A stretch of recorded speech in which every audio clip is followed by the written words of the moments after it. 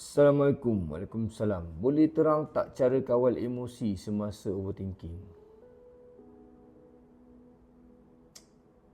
Dia masa emosi, masa overthinking ni ialah masa kita mengganggu emosi kita sebenarnya. Overthinking ni dia sebenarnya dia mengganggu emosi.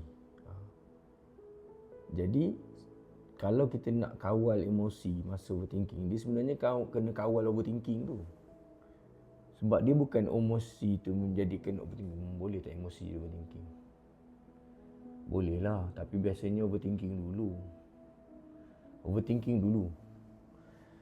Ni mengikut pengalaman aku lah. Korang tengok ni, aku ni bukan doktor, bukan sekretari, bukan apa, kaunselor. Aku tak ada tauliah nak cakap pasal benda ni. Tapi ini pengalaman aku lah. Biasanya kita akan start overthinking. Ni akulah. Aku start overthinking. Dan apabila aku overthinking, baru aku akan beremosi. Maknanya disebabkan kita overthinking. Dan kebanyakan overthinking kita tu, dia tidak boleh diselesaikan. Unsolved. Jadi bila dia tak boleh diselesaikan, kita bengang, kita sedih lah. Kita keep on thinking. Berpusing kat situ. Itu masalah dia.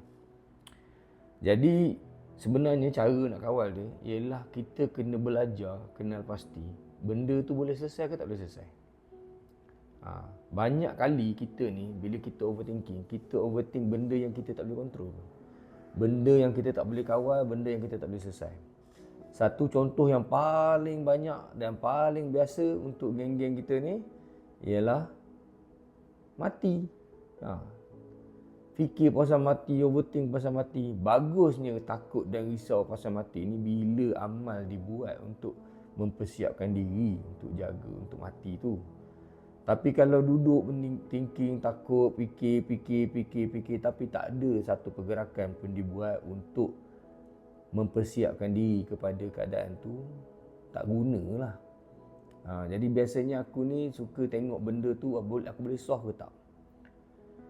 So bila aku overthink, kan macam aku risau. Macam contohnya aku naik kapal terbang. Kejap lagi kapal terbang ni, aku kejap lagi panik ni kat dalam ni, macam mana lah. Kang kalau jadi macam ni Kang, macam mana Kang? Macam ni Kang, macam mana? Macam ni Kang, macam mana kan? Dia overthink. So aku punya ultimately kesudahan dia bila aku cakap lantak.